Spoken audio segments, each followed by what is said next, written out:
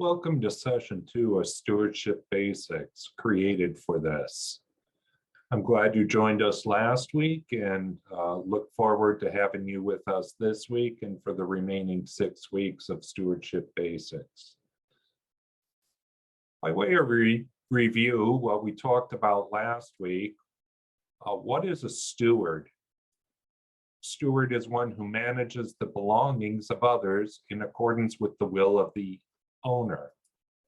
You also learn what is stewardship, and that's carrying out your identity as a steward in the tasks of everyday life. And finally, what is the ultimate standard for stewardship? Faithfulness is the only godly standard for stewardship. So as we look at things this week, we determine the difference between owner and steward. And that's one of the things that we have to look at is what does it mean to be an owner? And that's often something that we have to remember, that an owner is different from the steward. The owner is the person who holds a title to a property or object. So for instance, if you have a vehicle, the owner is the one who has the title to that vehicle.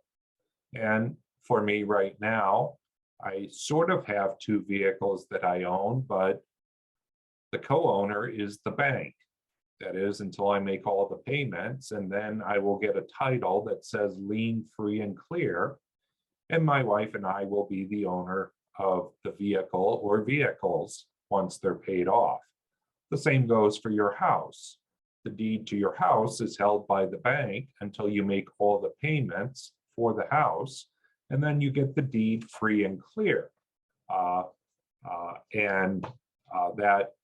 then becomes your property in essence. Until then, it belongs to you and the bank. The rights and privileges that come with ownership is the next question. So what are those rights and privileges? I get to determine the purpose of that which I own, and that's what the owner does. The responsibility to care for the item that is owned. So I can choose to care for it or abuse it if I am the owner. So if I want to take my car into a demolition derby, as long as I own it, that's okay. My wife might say something different, but I have the responsibility to care for it as I see appropriate. And then also putting the task of the steward into the right hands. So if I'm going to give somebody else the opportunity to manage or care for my item, I have to make sure that that person is going to be in the right hands and do what I would have them do with that item or that piece of property or whatever. There are some fundamental differences between being a steward and an owner. The owner has all the responsibility and all the privilege. The owner's prerogative is the only one that matters when it comes to the purpose and use. So again, with the example of the car, if I want that car to go into a demolition derby, I've determined the purpose and the use for that car. And as the owner, I get to make that decision.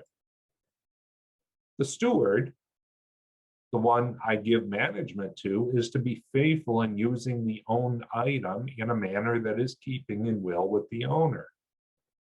So if I would have a driver for my car for demolition derby, that driver would then be faithful in using that car in keeping with my will, and that's to compete in the demolition derby. We look at John 12, 13 and 14 as our first Bible passage. It's Jesus who says, "He who is a hired hand and not a shepherd who does not own the sheep sees the wolf coming and leaves the sheep and flees. And the wolf snatches them and scatters them. He flees because he is a hired hand and cares nothing for the sheep. I am the good shepherd. I know my own, and my own know me. So how does this highlight the difference between the shepherd, the owner, and the hired hand or the steward? So what's the difference that Jesus is getting at? The owner has much greater interest in the sheep. The shepherd has much greater interest in the sheep, whether it's an individual sheep or the entire herd of sheep or the entire flock of sheep. And the greater interest is for the welfare and well-being of the sheep. The owner is willing to die for the sheep in the process of protecting what belongs to him. So the good shepherd lays down his life for the sheep. The good shepherd is the one who is willing to do all for the sake of the sheep. And his will is that none are lost to the wolf that is coming. The hired hand doesn't have the same investment in the sheep, or may not have the same investment in the sheep. And if the work doesn't demand everything, he's willing to give less than the owner. Also, the hired hand would be unwilling to give the great price of injury or death for something he does not own. And that's the difference between being an owner and a steward. The owner is willing to give everything, whereas the steward may not give everything, may manage well, but may not give everything. So that's a basic difference between owner and steward. If I'm the owner, I'm going to do everything I can to maintain that item or maintain the life of that thing that I am responsible for.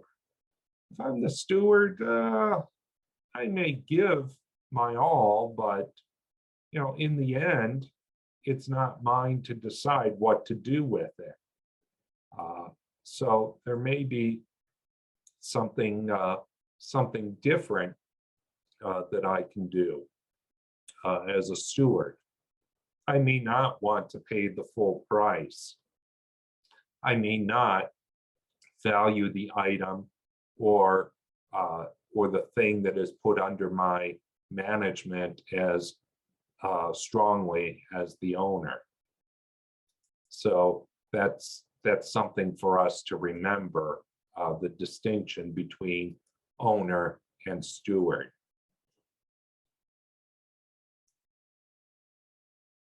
Psalm 24, verses 1 and 2. The earth is the Lord's and the fullness thereof, the world and those who dwell therein. For he has founded it upon the seas and established it upon the rivers. So this gets at the biblical understanding of creation and ownership. What belongs to the Lord? According to the psalmist, the earth and everything in it. All who dwell on the earth also belong to the Lord. He's the owner because he made it all. So on what basis can God claim ownership of all things? And it's good for us to go back to the beginning, to Genesis, to understand what that means. Rather than putting all of it out there, I'll just ask you to listen as I go through Genesis chapter 1 through Genesis chapter 2, verse 4. In the beginning, God created the heavens and the earth. The earth was without form and void, and darkness was over the face of the deep. And the Spirit of God was hovering over the face of the waters. And God said, "Let there be light." And there was light. And God saw that the light was good. And God separated the light from the darkness. God called the light day, and the darkness he called night. And there was evening, and there was morning, the first day. And God said, let there be an expanse in the midst of the waters, and let it separate the waters from the waters. God made the expanse and separated the waters that were under the expanse from the waters that were above the expanse. And it was so. And God called the expanse heaven. And there was evening, and there was morning, the second day. And God said, let the waters under the heavens be gathered together into one place, and let dry land appear. And it was so. God called the dry land earth, and the waters that were gathered together he called seas. And God saw that it was good. And God said, let the earth sprout vegetation, plants yielding seed, and fruit trees bearing fruit in which is their seed, each according to its kind, on the earth. And it was so. The earth brought forth vegetation, plants yielding seed according to their own kinds, and trees bearing fruit in which is their seed, each according to its kind. And God saw that it was good. And there was evening, and there was morning, the third day. And God said, let there be lights in the expanse of the heavens to separate the day from the night. And let them be for signs and for seasons and for days and years. And let them be lights in the expanse of the heavens to give light upon the earth. And it was so. And God made the two great lights, the greater light to rule the day, and the lesser light to rule the night, and the stars. And God set them in the expanse of the heavens to give light on the earth, to rule over the day and over the night, and to separate light from darkness. And God saw that it was good. And there was evening, and there was morning, the fourth day. And God said, let the waters swarm with swarms of living creatures, and let birds fly above the earth across the expanse of the heavens. So God created the great sea creatures and every living creature that moves, with which the waters swarm according to their kinds, and every winged bird according to its kind. And God saw that it was good. And God blessed them, saying, be fruitful and multiply and fill the waters in the seas, and let birds multiply on the earth. And there was evening, and there was morning, the fifth day. And God said, let the earth bring forth living creatures according to their kinds, livestock and creeping things, and beasts of the earth according to their kinds. And it was so. And God made the beasts of the earth according to their kinds, and the livestock according to their kinds, and everything that creeps on the ground according to its kind. And God saw that it was good. Then God said, let us make man in our image, after our likeness, and let them have dominion over the fish of the sea, and over the birds of the heavens, and over the livestock, and over all the earth, and over every creeping thing that creeps on the earth. So God created man in his own image. In the image of God, he created him. Male and female, he created them. And God blessed them. And God said to them, be fruitful and multiply and fill the earth and subdue it, and have dominion over the fish of the sea, and over the birds of the heavens, and over every living thing that moves on the earth. And God said, behold, I have given you every plant yielding seed that is on the face of the earth, and every tree with seed in its fruit. You shall have them for food. And to every beast of the earth, and to every bird of the heavens, and to everything that creeps on the earth, everything that has the breath of life, I have given every green plant for food. And it was so. And God saw everything that he had made, and behold, it was very good. And there was evening, and there was morning, the sixth day. Thus the heavens and the earth were finished, and all the host of them. And on the seventh day, God finished his work that he had done, and he rested on the seventh day from all the work that he had done. So God blessed the seventh day and made it holy, because on it God rested from all his work that he had done in creation. These are the generations of the heavens and the earth when they were created, in the day that the Lord God made the earth and the heavens. So we go back to our question, on the basis of what can God claim ownership of all things? And that's a very basic question. First, he created everything, as we just heard in Genesis chapter 1. God spoke and it happened. Second, God owns everything because he created everything. And he did not create everything and hand it off to someone else. God still owns it. As we move on to the New Testament, Paul writes in the letter to the Colossians, Jesus is the image of the invisible God, the firstborn of all creation, for by him all things were created in heaven and on earth, visible and invisible. Whether thrones or dominions or rulers or authorities, all things were created through him and for him. And he is before all things, and in him all things hold together. Here in the letter to the Colossians, Paul reasserts the ownership of all things. And he reasserts that ownership and a connection with Jesus as God and the original creation. That it's in Jesus that everything is held together. And Jesus, being God's Son, is there at the creation. And it's through Jesus that all things were created. He's the firstborn of creation, and he is the image of the invisible God. He bears the image also of the created. So he does that in the incarnation.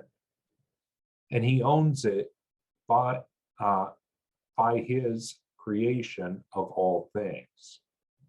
That's why Jesus owns it. It is by his creation of all things. And so Paul goes back to the beginning of creation and saying that all things are held together by God and for God. And we see this in the face of Jesus. It's created by Jesus and for Jesus. And he's the source of creation and recreation. He owns it by laying down his life for it and by taking his life back up again. So Jesus does own the creation, and he pays for it with his life, but he takes his life back up again.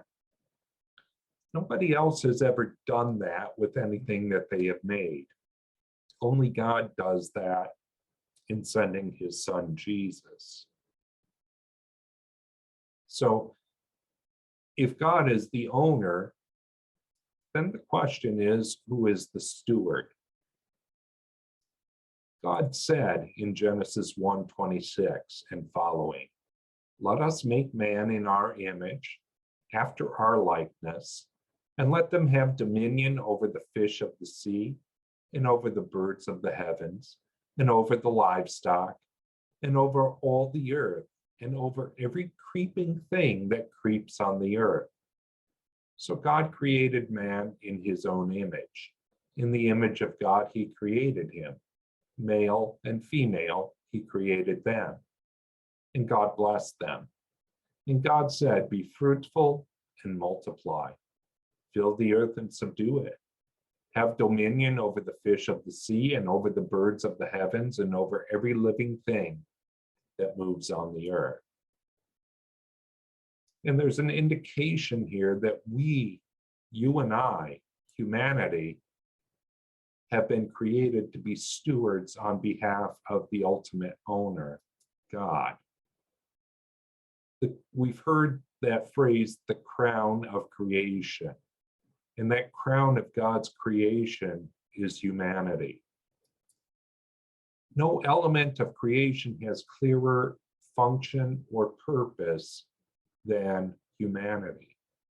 It is humanity that has the clear function and purpose. Everything else has a function, but it's not spelled out in Scripture. It is spelled out for humanity. So the question is, how are humans different than anything else God has made in the creation? And that's something that we have to consider. Humans are different from anything else in the creation. First, man, humanity, understand that as humanity, is given special creative treatment because it's the only creative act preceded by divine deliberation. Let us make man in our own image. That's what is said in Genesis. God says, "Let us make man in our image after our likeness."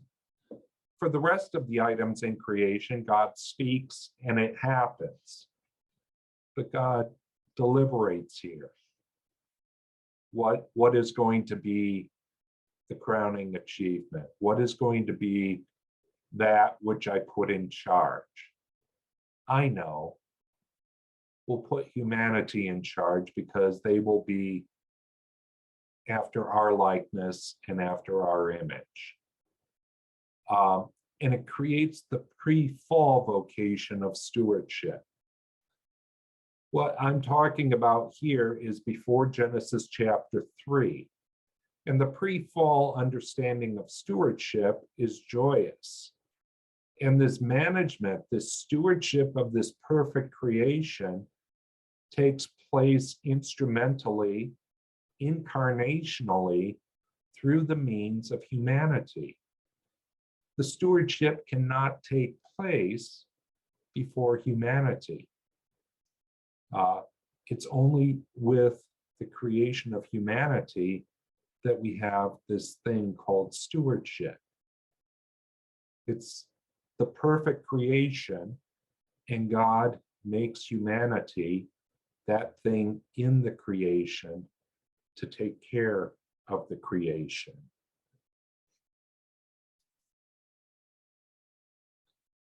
So the question we have here is, how might we, how is being made in the image of God impact the way we are to be stewards? We bear the image as an element of creation within creation. That's something that God gives to humanity that he does not give to anything else in all of creation.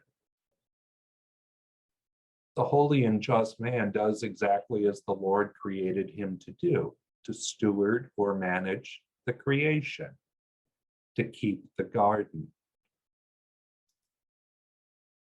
And it also acknowledges two things: that we are creatures and that God bestows honor on humanity above all other creatures. There's a duality here. We are creatures because we are created by God, but we are also more than the other creatures because God has given us the honor or the privilege of being stewards of his creation. And that's a great honor to have. It's a responsibility to have. And the question is, how do we do it? So the question is, how do we do this thing called stewardship? And how is that different for us? What is it that God has given us to do? And those things that God gives us to do are kind of spelled out in Genesis 1:28. It's spelled out for us by what God gives us to do as the steward, to be fruitful and multiply, to subdue the earth, and to have dominion. And unfortunately, subdue and dominion have negative connotations because it's not understood in the Hebrew sense of understanding subduing and having dominion. It means having responsibility for and over. It doesn't mean to dominate. To subdue is to have responsibility over those things, to make sure that they are doing what they're supposed to do. So in a way, in the springtime, I subdue my flowers. How do I do that? Well, I break up the dirt that's been compressed during the winter, and I work in some plant food, and I make sure that water gets down there to nourish the roots. And so I'm making sure that it does what it's supposed to do, that the earth protects the roots, but then also allows nutrients to get to the roots, that my plants can grow. To have dominion, I have a responsibility for those plants. I don't dominate them, but I have a responsibility for them, that they grow and flourish as they're able to grow and flourish. And that's something that God has given us in stewardship. And we get at this idea with the whole Garden of Eden. The Lord God took the man and put him in the Garden of Eden to work it and keep it. That's the responsibility that God had given Adam. He had put Adam and Eve in the Garden of Eden to work it and keep it. And in the working and keeping, they're doing what God has planned for them to do. In the working and keeping of the garden, God has given them their task as stewards of the creation. And so Adam and Eve are put in there to work and keep the garden. And how does this help us understand the tasks assigned to us as stewards? It is a divinely appointed labor to work and keep the creation. It comes to us from above, that we are to work and keep the creation. So what is work? First understanding of work is service to another.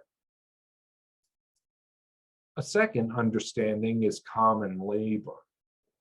So it's my service to another in doing my common or ordinary labor, the ordinary stuff of life. It's not something special. Stewardship isn't overly spiritual, although many times it has been made spiritual, but it's first in service to another. So humanity is in service to God by doing the common labor that God has given it to do, that God has given you and me to do. And we find that in Genesis, in working and keeping the garden. And there's a religious sense of serving God. So the religious sense that we have here is that in our service to God, we do that common labor or those tasks God has given us to do. And it becomes a way of serving God here in time. Then we have that word keep there, that Adam was put in the Garden of Eden to work and keep it. The first is to guard it. That is to make sure no harmful thing happens to it. So Adam is there to make sure no harmful thing happens to the Garden of Eden. He's to guard it. The second is to observe his religious or his God-given duty. So that God-given duty is the second understanding of stewardship. What is it that God gives me to do? And as we expand that into life, we start asking the question, what is it that God has given me to do at this time in life? So stewardship becomes understanding, managing life and life's resources for God's purposes. So that does enter into stewardship.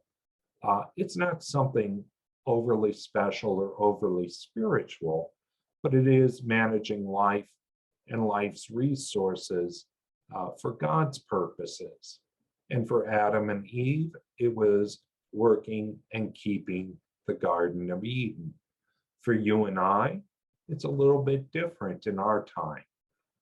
Luther says that the stewardship of the mother is caring for her infant child. So in that daily thing of caring for the child, changing the dirty diaper, feeding the child, the mother is doing her stewardship. And Luther compares that to the work that the nuns and the monks do in the monasteries. And he says that the mother taking care of her child is being a much better steward than all the empty prayers of the monks and the nuns.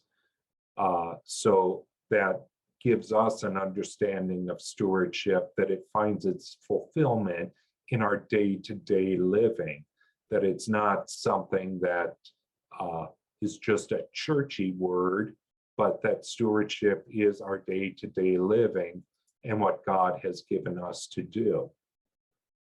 So as we finish up here with Genesis 1:29, what does God do? And what does he say to Adam and Eve? Behold, I have given you every plant yielding seed that is on the face of the earth, and every tree with seed in its fruit. You shall have them for food. What promise does God give to Adam in his task of faithful stewardship? Provision and blessing. It's a promise of provision and blessing. And it's not to be understood as cause and effect or quid pro quo, this for that. That's a human understanding, and that's what we have added to stewardship, but it's not stewardship as it was in the creation. And we have to remember that. Stewardship in the creation before the fall was that perfect relationship between God and his creation, between Adam and Eve and God. That perfect promise is not cause and effect, but what I've been given to do. This is my working and keeping. God has given this to me to do, to work and to keep the Garden of Eden in my day-to-day stuff. The pre-fall response of this faithful stewardship is joyous.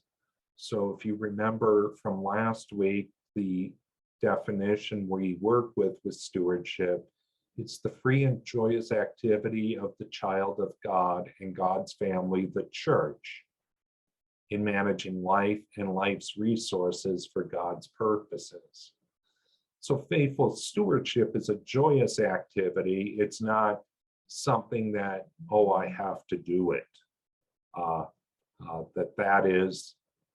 It's a free and joyous activity. And that God promised through their labors that he would provide more than enough.